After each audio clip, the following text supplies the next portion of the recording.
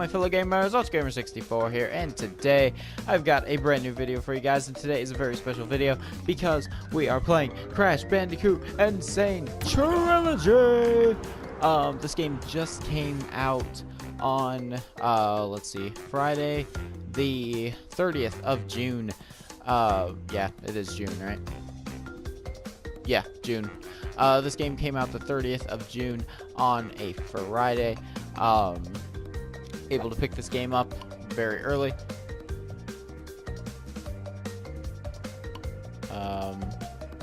Okay, I guess I'll continue. So, in this gameplay video, with commentary, I'm going to be playing the original Crash, and then I will be doing another video on the second Crash game, and then another video on Crash Bandicoot Warp. So, let's get right into Crash Bandicoot. As you guys can tell, I've already started my own personal games on each game.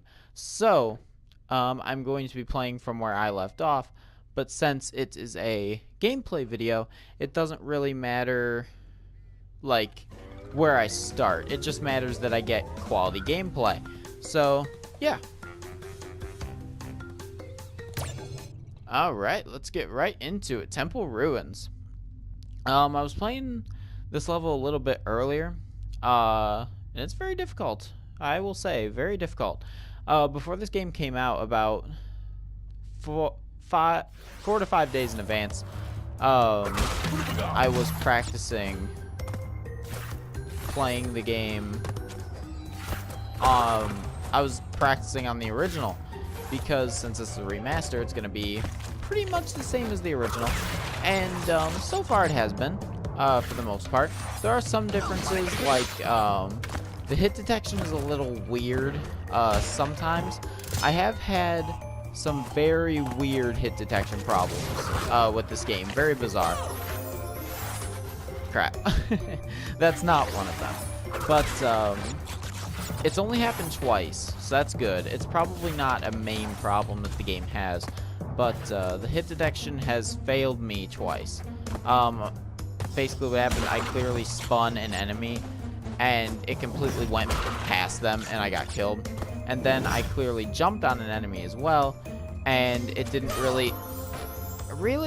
The bats came as soon as I went to jump. That is annoying.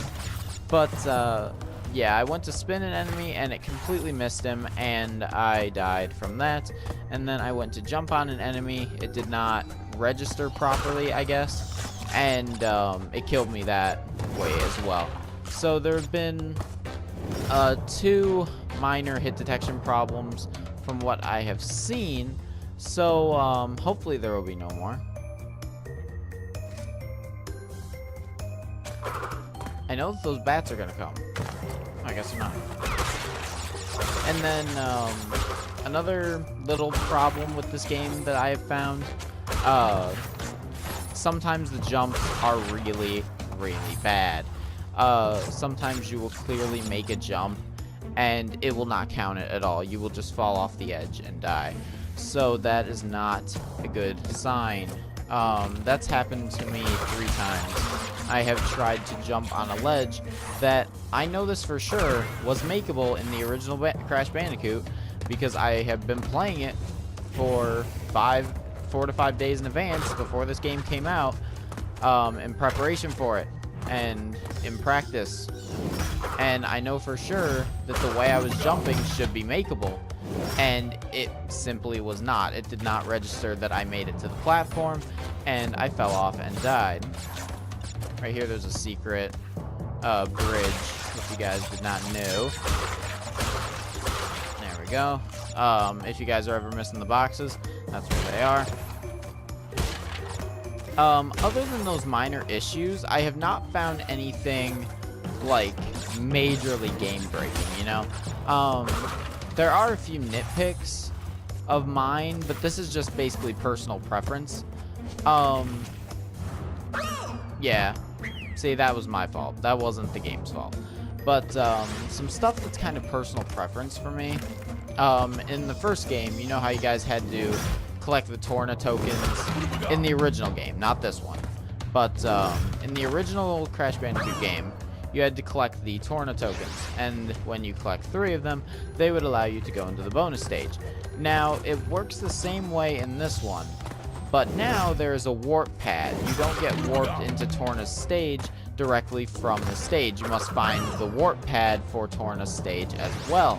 So that's fine. I have no problem with that. I mean, you basically, whenever you find the 3rd token, the warp pad is always right next to it. So you're never going to be missing it. You're never going to have to go find it, which is what I thought was going to happen later in the game. Like, they might hide the portal somewhere. But that actually does not happen at all. Generally, when you collect the 3rd Torna token, the warp pad will be right there. But here is my little nitpick. In the 2nd and 3rd game, the bonus stages were introduced. Fair enough, fair enough. They transferred the bonus stage layout and design over into this remastered first Crash Bandicoot game. I honestly prefer the challenge of trying to get through Torna's bonus stages in one go. I honestly enjoy that challenge. I think that it's a good challenge, and I honestly enjoyed that about the first game, that it was a challenge like that. And I just think it kind of sucks in a way that they took out this challenging factor and made it more like the 2nd and 3rd games that came after it. The first Crash game is very unique in the sense that it's probably the hardest Crash game ever made, and that's mainly because of the factor that you had to get every level perfect and break all the boxes just to be able to get a gem. If you guys die, if you die once in the original game, like say in this level, I just died, I would not be able to collect the gem for the boxes because it would not count. That's not the way the original game worked. The original game, you had to get every single level perfect, no deaths, and get the boxes to get the gem. So that is completely gone in this remastered version. You no longer have to stay alive throughout the entire level. You still do have to collect all the boxes, like the original, but you can die. So that's a little annoying. Crap, I suck at this. But I guess it's not annoying. It's better for first-time players, but I don't know. It feels like it's missing that original factor in a way that made it so memorable and fun. Like, the game is hard. The game is supposed to be difficult. Crash Bandicoot is a difficult series, especially the 1st and 2nd games. And I feel like taking some of that difficulty out of it kind of takes out some of the experience for the players that never played the original games on the PS1 and are just now finding out about Crash through this PS4. You gotta be kidding me. Come on. This isn't even that hard. I didn't even know bats were there, but that's nice. Yeah, I just feel like it takes out some of that feeling, and in a way, they're kind of taking away that experience from new players that have never played Crash before. I mean, sure, it's easier for the kids, and that's great. That's all well and good. But the first game wasn't hard for kids in a way, you know? Like, they could just get to the end of the level, and that's it. You advance to the next one. But, if you're a hardcore player, you're going to want to get the gems. Come on! I suck at this. I keep forgetting about the stupid bats. But, yeah, you don't have to go for those extra challenges if you don't want to. That was the point of the first game. You can either make it very easy on yourself by just getting to the end of the level and having that be it, or you can try to challenge yourself and give yourself a challenging game by getting the gems and trying to complete it 100%. That was part of the appeal of the original game, that it could be easy and hard at the same time. And I feel like making this game live by the rules of the 2nd and 3rd games, I feel like you're missing something there. You're missing that original charm that the first game had. But that's just kind of a nitpick for me. Some people will see it as an improvement. Some people will see it as a flaw. It just depends on your views on the original game. As you can see, I have 30% now. Going back to the Wampa Islands. But, yeah, that was a very long explanation for a very minor nitpick of mine. But, in a way, I do like the way that the first game kind of blends itself with the second and third games to make them all feel, in the same series in a way. Like, when you guys go back and think about it, the first game was very different from the second and third. But anyways, I want to show you guys a quick feature real quick. In the remastered Sane Trilogy, you can play as Coco in the first, second, and third games. Now, for some of you who do not know, Coco did not exist in the very first Crash game. She actually came along in the second game when Torna was not found as family friendly. Torna is Crash's girlfriend in the original game. So, the way that they incorporated Coco... Whoa, I've never made it to this level. Oh, I've never beaten the first Crash game. I've never made it to this level. But, anyways, the reason that Coco exists in the first game, or in the first remastered game, is because she used a time machine. Crap, I died, obviously. But, yeah, she used a time machine, and she came into the first game's universe, so pretty cool. I mean, it's very basic explanation of how Coco is here, but it works. I was not questioning it. What the heck? This level's already going to be difficult, I can tell. Aku Aku, you're not helpful here. All the deaths are falling, so there's no reason for Aku Aku. Crap, I suck at this. The first game, the first and second games, I'm not very good at, Crash Bandicoot wise. I don't know why. I've never been able to master them like I have been with the third game. I'm very good at the third game. Oh, come on. Keep overshooting those. That's gonna happen a lot, guys. But, yeah.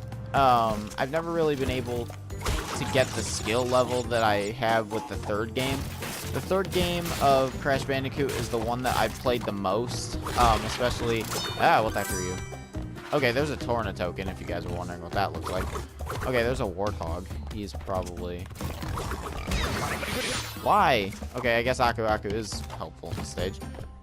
What the heck? Oh, that's ice. Okay. Interesting. Like I said, guys, I've never... ever made it to this level before. Ever. So, this is a whole new experience for me. I've never made it to this level in the remastered or the original Crash game. Never. It's never happened. I've never had the skill to get to this level. Come on! I'm spinning in time. I don't get what's happening. Maybe I'm not spinning in time. Maybe I'm spinning too early. Okay, so...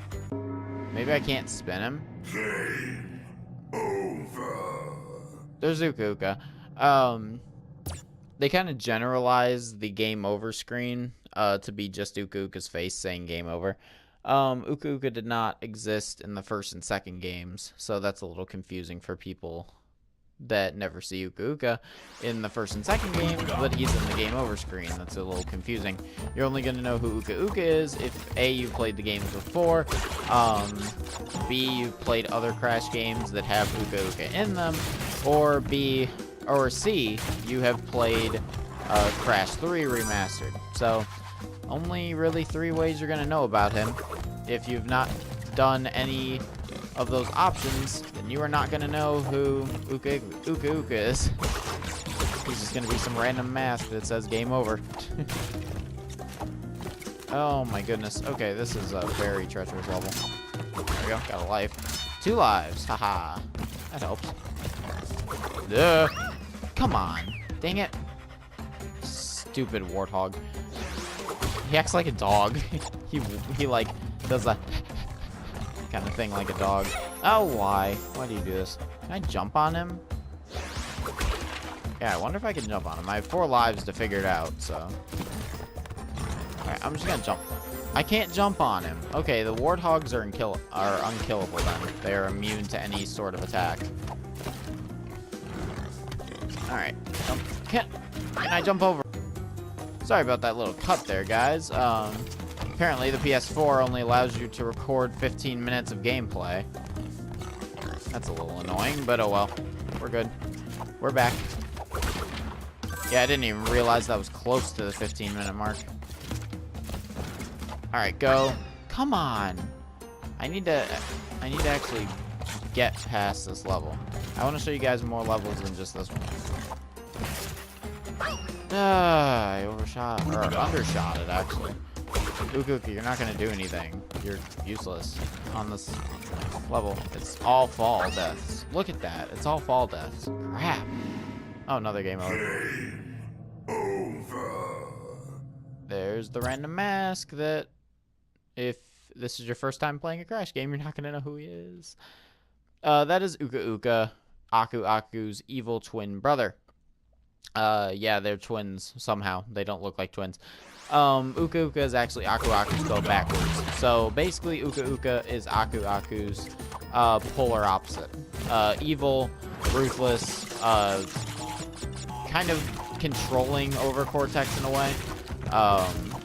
As Aku just kind of wants Crash to help him. Very, very cool dynamic between the two brothers. I like it. Now that I know what's coming up, I can do a little bit better. There we go. You guys see that platforming skill? Oh, I'm alive. Guys, I lived. Is that another? Oh, never mind. Alright, I'm gonna chill here for a minute. Okay, so obviously, as you guys can tell, the lighter brown pieces of wood do not fall. Oh, this platform is accessible if you have a red gem, which I do not have. I've literally never gotten any of the colored gems in the first game, ever. I've never been too good. I've never been good at the games, so I cannot be expected to get the colored gems. But as you guys can tell already, the lighter pieces of wood stay put, the darker pieces rot away and fall down, which I like that. It's very cool. It's very cool looking. Man, this is some tight jumping. You've got to be precise with this. Ice platforms. More ice platforms. Oh, God. Okay, I'm gonna chill here. Okay. What the heck? Okay. Go. No, why? The ice platforms look like they're at a slant to you guys. I think they are. I think they're supposed to be at a slant, but oh well. Duh. Crap. And then obviously the broken planks, you can't even jump on at all. Come on, Coco. Crash is more nimble than Coco. No. Actually, I would argue that Coco is more nimble because she knows karate and all that. In Crash Bandicoot: The Wrath of Cortex, Coco is a really cool playable character. She can like do a sliding kick. She can do like a back kick. I don't know what a back kick is. Never mind. I'm not gonna say that she can do a back kick if I don't know what one is. All right, go. Oh goodness, I'm alive. How am I alive? Guys, I lived through that. Oh yeah, there's the Torna. That was not my fault. Normally you can just walk onto them. Apparently in this bridge you cannot. Game over. Okay, well that's depressing. Okay, yeah, let's not retry that level. I'm gonna show you guys another level just to get some variety in this video. One more level and then we're done. So just to get some variety, show you guys around the Crash Bandicoot world. I was so excited for this game when it came out. I was ready to get it on the 29th, but GameStop wasn't open. They had the game on early release. Yeah, they had the game on early release. Crap, what am I trying to say? They had the game on early release from 9 to 9:30. I have to work that day. I had to work from 5 to 9. I didn't get off of work until 9:30. So by the time I got off of work, GameStop was closed and I could not get the game early. But I ended up getting the game anyways, so it all worked out in the end. There we go. We're just going to play the first level. I'm sure that pretty much all of you guys have seen this level, unless you're a first-time Crash player. Does that even exist? Unless you're a little kid, are you really a first-time Crash player? I don't know. I feel like... Dang it. It's very easy to undershoot your jumps in this game, guys, so just be careful of that. But anyways, I don't know. I feel like everyone has played Crash Bandicoot in a way. No, I shouldn't say that. My God. I suck at jumping in this game. The jumping is a little bit different from the original games. I mean, luckily it feels the same. That's what I was worried about when this game was, like, when the trailer came out and everything, and I started watching gameplay. The way that Crash's, like, player model is a little bit bigger than the original player model. It kind of worried me that Vicarious Visions was going to try and add more weight to the character and make his jumps different and make, like, all of his motions, like, different weights and heights and speeds and everything. But luckily they did not do that. Luckily they didn't adjust Crash's weight at all. And the jumping, from what I can tell, feels pretty darn similar to the originals, if not perfectly accurate. So that's a very, very good thing. That's the main thing I was scared of when this game was announced, that they were going to change Crash's weight and the jumping would feel different from the originals, because I've been playing the originals since I could play video games. Like that, the original Crash Trilogy was one of, like, those 3 games were some of my first video games I ever played, and I've been playing them ever since. So I know how the games are supposed to act and how they're supposed to control, and I'm very happy that they did not mess that up. I was, like, very fortunate. I was very happy about that they did not mess up the controls of the game at all, and Crash's weight and all that kind of stuff. You guys get what I'm saying, right? I'm going into too much, like, game development babble. I'm sure you guys understand what I'm saying. Alright, let's go this way. Let's try and get this bridge perfect. I've never been good at this. I couldn't do this when I was freaking 5 years old, and I still can barely do it when I'm 17, so... yeah. Some things never change. You guys believe I've been playing these games for that long, since I was like 4 or 5 years old? I haven't been playing it, but okay, let's say this. I've been playing these games since I've been 4 or 5, but I've been watching them be played since I was 2 or 3. My dad actually used to sit on the couch, and I would sit beside him, and he would just play Crash, and I'd watch him. I remembered I'd always get mad because he would hit the TNT boxes. Little did I know that counted towards your box total. And I always got mad because I was like, those will kill you if you don't, or if you hit them. But they never killed him. He always got away because they have that 3-second timer. So yeah, I have very fond memories of this game. The second game and the third game. That's why I was so excited for the remaster. So anyway, guys, I think that's where I'm gonna leave this gameplay video off. The next gameplay video will be Crash Bandicoot 2, Cortex Strikes Back. So if you guys are excited for that, then please be sure to leave a giant like and make sure you monitor my YouTube activity for the next week. They should be up. The 3 gameplay videos that I want to do should be up within the next week or so. So anyway, guys, if you enjoyed this video and you want to see more gameplay videos, then please be sure to leave a giant like and remember to keep on gaming. Stay amazing, and I will see you guys next time.